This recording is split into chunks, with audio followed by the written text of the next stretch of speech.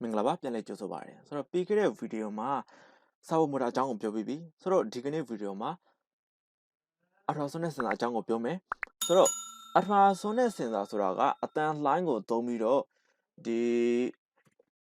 sensor နဲ့အရာဝတ္ထုကြားတွေကအကွာအဝေးကိုတိုင်းတာပါဆိုတော့ ultrasonic sensor ဆိုတာကအကွာအဝေးကိုတိုင်းတဲ့ sensor တစ်ခုဖြစ်ပါတယ်ဆိုတော့ ultrasonic sensor မှာပင်၄ပင်ပါတယ်VCC ရဲ့ trigger ရဲ့ echo ရဲ့ ground ရဲ့ဆိုပြီးတော့ဖြစ်တယ်ဆိုတော့ ultrasonic sensor မှာတွေ့ရတဲ့ဒီအဝိုင်းနှစ်ဝိုင်းကဒီဘက်က transmitter ရဲ့ဒီဘက်က receiver ရဲ့ဆိုပြီးတော့ဖြစ်ပါတယ်ဆိုတော့ဒီပုံမှာမြင်ရတဲ့အတိုင်းကျွန်တော်တို့ဒီ transmitter ဖက်ကနေပြီးတော့ sound wave တစ်ခုကိုထုတ်လွှတ်လိုက်တဲ့အခါမှာ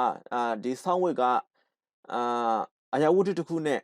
ရိုက်ခတ်မိပြီဆိုရင်ကျွန်တော်တို့က sound ဒီအတန်လှိုင်းကဒီ receiver စီကိုပြန်လာတယ်ပြီးရင်သူတို့ဂျားတွေကအကွာအဝေးကိုတိုင်းတာပါတယ်ဆိုတော့ဒီလိုဘယ်အချိန်အခါမှာဒီsound wave ကိုထုတ်လွှတ်တာလဲဆိုတော့ကျွန်တော်တို့က sound wave ကိုထုတ်လွှတ်ဖို့အတွက်ဒီ trigger pin ကို10 microsecond လောက်ဒီလို10 microsecond လောက်ကိုကျွန်တော်တို့height ပေးဖို့လိုပါတယ်ဆိုတော့10 microsecond လောက်ကို height ပေးလိုက်မှကျွန်တော်တို့ 8 circle ဆိုတော့ဒီလိုမျိုးထွက်လာပြီးတော့မှဒီ echo pin ကနေပြီးတော့ပြန်ဖမ်းတာပါဆိုတော့ဒီကောင်ကိုအသေးစိတ်နားလေစရာမလိုလေးရပါတယ်ဆိုတော့ကျွန်တော်တို့ဒီultrasonic sensor ကိုကျွန်တော်အခု robot ဒီလို remote control robot တော့မဟုတ်ဒီ automatic robot တို့မှာသုံးပါတယ်တကယ်အပြင်လောကတွေမှာလေတကယ်ကားတွေမှာဒီလို parking assistant အနေနဲ့ကျွန်တော်တို့အသုံးပြုလျက်ရှိပါတယ်ဆိုတော့ကျွန်တော်တို့ဒီ program လေးကိုတစ်ချက်ကြည့်အောင်ဆိုတော့ VCC ဆိုတော့ 5 volt မှာ join မယ် ground ဆိုတော့ ground မှာ join မယ်ပြီးရင် trigger နဲ့ echo pin ကိုဒီ2ကနေတက်တင်ကြိုက်တဲ့ pin မှာ join လို့ရတယ်ဆိုတော့ကျွန်တော်တို့ဒီ program လေးကိုတစ်ချက်လောက် run ကြည့်မယ်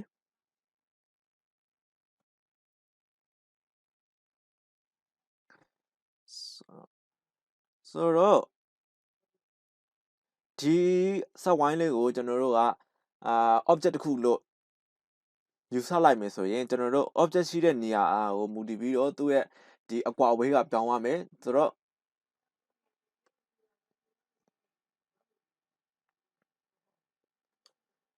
ကျွန်တော်တို့သူ့ရဲ့ကုတ်လေးကိုတစ်ချက်ကြည့်အောင်ဆိုတော့ကျွန်တော်တို့ကဒီ trigger pin နဲ့ echo pin ကိုဒီ trigger pin ကို5 echo pin ကို4ဆိုပြီးတော့ join ရတယ်ဆိုတော့ကျွန်တော်တို့ကဒီ program မှာအပေါ်ကနှစ်ကြောင်းကဒီ trigger pin နဲ့ echo pin ကိုသတ်မှတ်ဖို့အတွက်ရေးထားတာဖြစ်တယ် duration variable ကိုlong ဆိုတဲ့ data type နဲ့ကြေညာထားတယ်ဆိုတော့ distance ဆိုတဲ့ variable ကို int ဆိုတဲ့ data type နဲ့ကြေညာထားတယ်ဆိုတော့ထုံးစံအတိုင်းကျွန်တော်တို့ကဒီ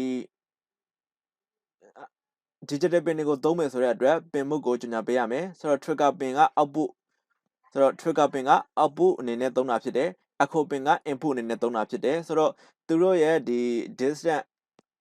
အကွာအဝေးတွေကိုကျွန်တော်တို့ကဒီ serial monitor မှာကြည့်နေတဲ့အတွက် serial.begin ကိုကြေညာထားတာဖြစ်တယ်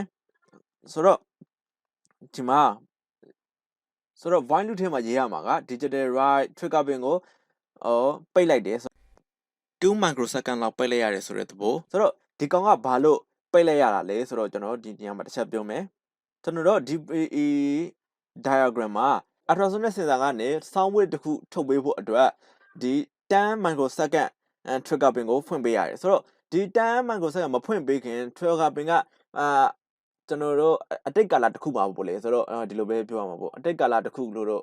ပြောလို့ရတယ်ဆိုတော့ဖွင့်ထားလားဆိုတော့အစကတည်းကပွင့်နေတာလားဆိုတာမျိုးမဖြစ်ရအောင်ကျွန်တော်တို့ဒီအကောင်အခြေအနေလေးကိုကျွန်တော်ဒီ trigger pin လေးကို2စက္ကန့်လောက်ပိတ်လိုက်တာသေချာအောင်လို့ဒီအခြေအနေကဒီပိတ်ထားတဲ့အခြေအနေမှာရှိတယ်ဆိုတော့ဟာကိုသေချာစေရှင်တဲ့အတွက်ကျွန်တော်2 microsecond လောက်ကိုကျွန်တော်တို့ပိတ်လိုက်တာဖြစ်တယ်ပြီးရင်10 microsecond လောက်ကိုပြန်ဖွင့်မယ် 10 microsecond လောက်ကိုပြန်ဖွင့်မယ်ပြန်ဖွင့်ပြီးရင်ပြန်ပိတ်မယ်ဆိုတော့10 microsecond လောက်ဖွင့်လိုက်ပြီဆိုတာနဲ့ကျွန်တော်တို့ဒီ sound wave ကိုထွက်မယ် sound wave ထွက်လာပြီးတော့အပြန်လှိုင်းကိုကျွန်တော်တို့ကဒီ echo ပင်ကနဲ့ဒီ person ဆိုတဲ့function ကိုသုံးပြီးတော့စောင့်မယ်